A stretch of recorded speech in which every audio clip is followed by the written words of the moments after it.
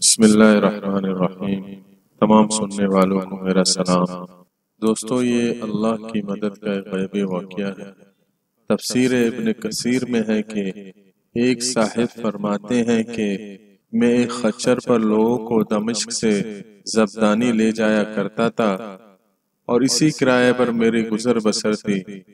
ایک مرتبہ ایک شخص نے خچر کرائے پر لیا، میں نے اسے سوار کیا اور لے چلا۔ ایک جگہ دو راستے تھے۔ جب وہاں پہنچے تو اس نے کہا اس راہ سے چلو۔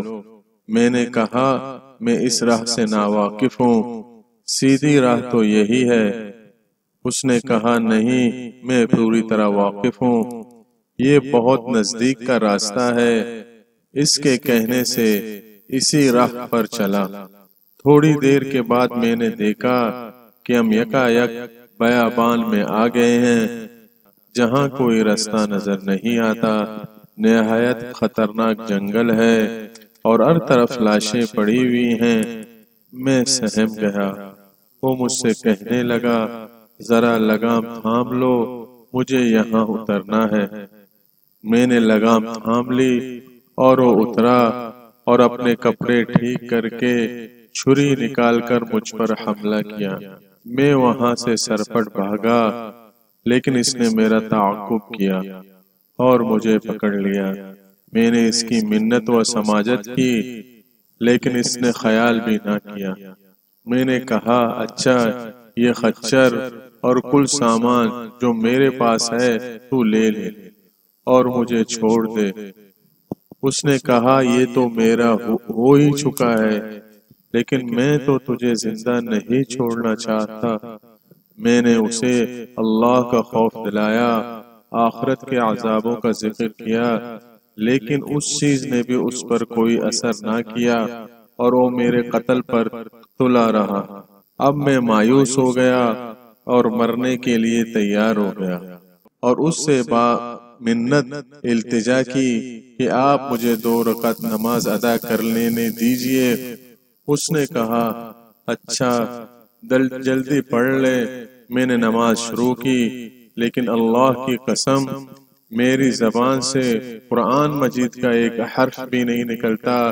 یوں ہی ہاتھ باندھے دہشت زدہ کھڑا ہوا تھا اور وہ جلدی مچا رہا تھا۔ اسی وقت اتفاق سے یہ آیت میری زبان پر آ گئی، اللہ ہی ہے جو بے قرار کی بے قراری کے وقت دعا کو سنتا ہے اور قبول فرماتا ہے اور بے بسی، بے کسی، سختی اور مصیبت کو دور کر دیتا ہے۔ پس اس آیت کا زبان سے جاری ہونا تھا، جو میں نے دیکھا کہ بیچوں بیچ جنگل میں سے ایک گھوڑ سوار تیزی سے اپنا گھوڑا بگائے نیزہ تھانے ہماری طرف چلا آ رہا ہے، اور بغیر کچھ کہے ڈاکو کے پیٹ میں اس نے اپنا نیزہ گھسیڑ دیا، جو اس کے جگر کے آر پار ہو گیا۔ وہ اسی وقت بے جان ہو کر گر پڑا۔ سوار نے بھاگ موڑی اور جانا چاہا، لیکن میں اس کے قدموں سے لپٹ گیا اور کہنے لگا اللہ کے لیے تو بتلاؤ کہ تم کون ہو۔ اس نے کہا میں اس کا بھیجا ہوا ہوں جو مجبوروں، بے کسوں اور بے بسوں کی دعا قبول فرماتا ہے اور مصیبت اور آفت کو ٹال دیتا ہے۔ میں نے اللہ کا شکر ادا کیا اور وہاں سے اپنا خچر اور مال لے کر صحیح سالم واپس لوٹا۔ دعوت الحق، اسی کو پکارنا حق ہے، اس کے سوا نہ کوئی پکار سن سکتا ہے اور نہ مصیبتوں اور پریشانیوں کو دور کر سکتا ہے۔